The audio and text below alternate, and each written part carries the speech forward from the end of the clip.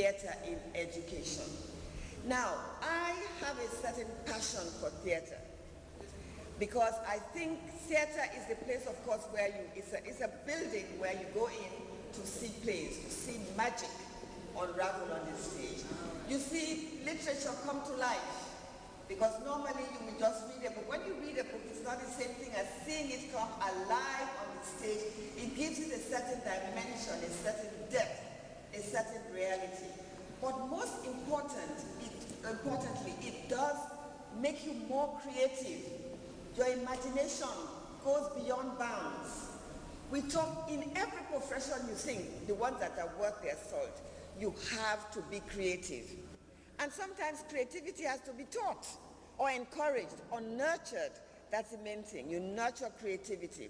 And that's what a theater does for you.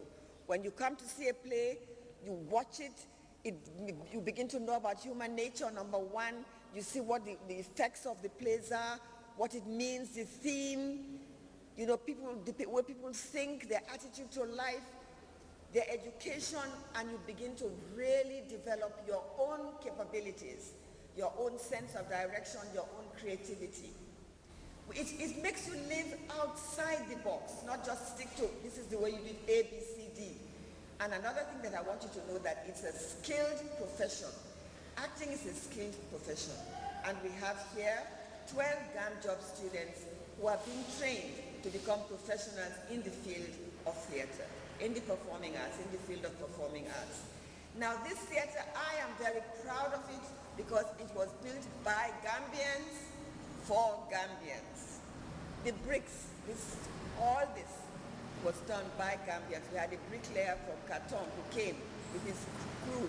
They lived here and they built this thing. So we are very proud of it. But now the challenge is, are we going to use it?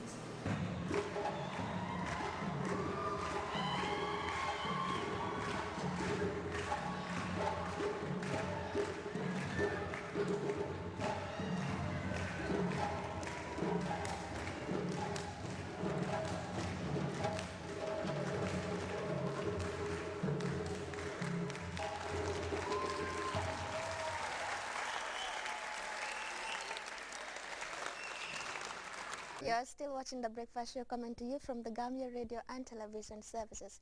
Now we are moving to my favorite segment, and that is the DIY segment. It has to be. And always when I say DIY, I must emphasize defar ko sa bopa, because that is the only thing that the show is all about. And on this edition, we have Aissatou Dabo, who made earrings for us, very, very beautiful earrings from African fabric. Now it could be any fabric like she told us. And you know, it's easy to make, it's not time consuming, and we also emphasize very, very cheap.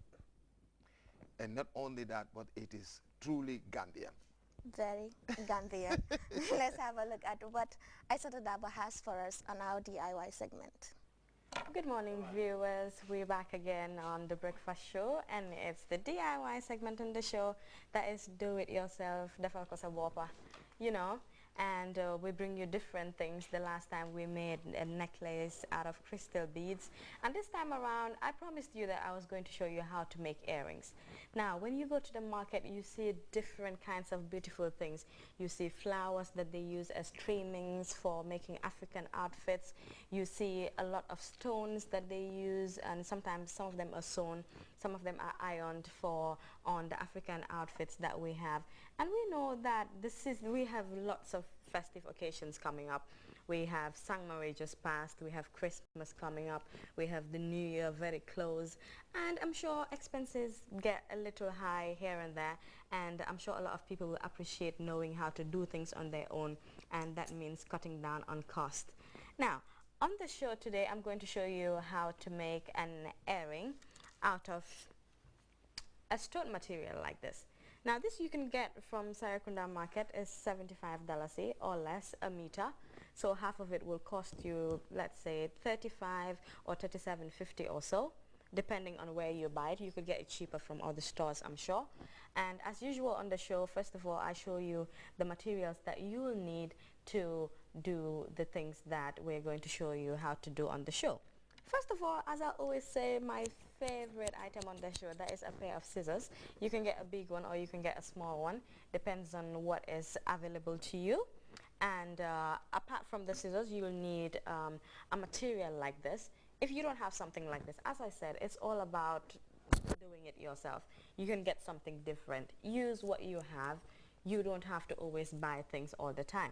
So if you can't get something like this, if you have something that's similar, you can use it. It's all about using an idea and then using what you have and bringing it into, trying to incorporate it into what you already have at home. So apart from that, you'll need metals like this. This is what one would normally use to make earrings. If you can notice, it's not just any straight one, but it's got a large tip, and that is what is used to stop the bead from falling off. So this is what you'll need. Apart from that, most obvious, if you're making an earring, you need a hook.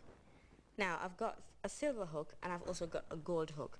As I'll say, it depends on the color that you're using, but because we're using blue and you can see little bits of silver on the blue, I'll advise you to use a silver one because it's the one that complements the color blue.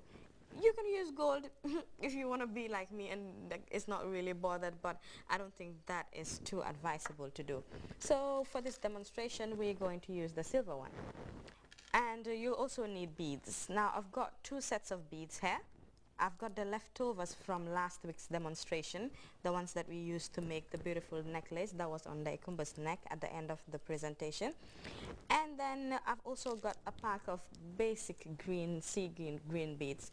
So I'm going to choose one of them at the end. I think I'll go with the blue and the white because I like the crystal better, and then I'll show you how to do that at the end of the demonstration. But first we're going to start with doing this. If you have a whole piece like this, what you need to do first is determine the pattern in which you want your earring to be.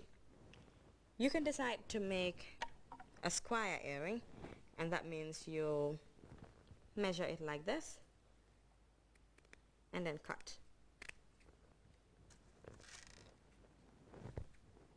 The earring can be like that. You cut it in the middle, fold it again like that, and then cut it in half. So if you want this, then you'll have earrings like that. If you don't want the earring to look like that and you want it a bit smaller or slimmer, what you're going to do again is fold it in half and then cut. It just depends on you, really. It depends on the size and the shape that you want. If you want, you can do the one that looks like a heart, or you can do different shapes. If you want it smaller, then that's how the earring is going to look like. If you want to do one that looks like a star, then you have to cut it in the shape of a star. Let's try and do that.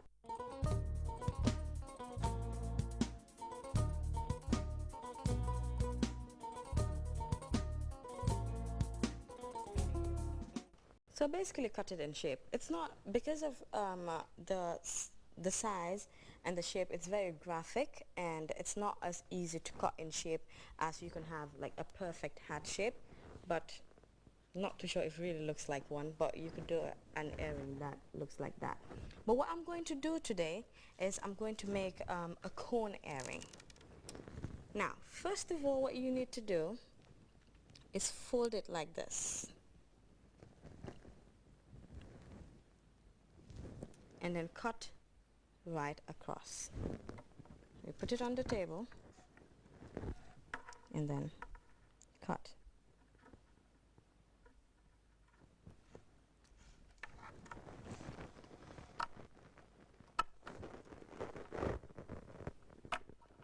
Because it's not a flexible kind of material that you're working with, so you might need to cut it in square because it's not possible to do it in circles or in a round way because of the way the stones were attached. So just be creative about the way you cut it to the point where you achieve the end result that you're really looking for.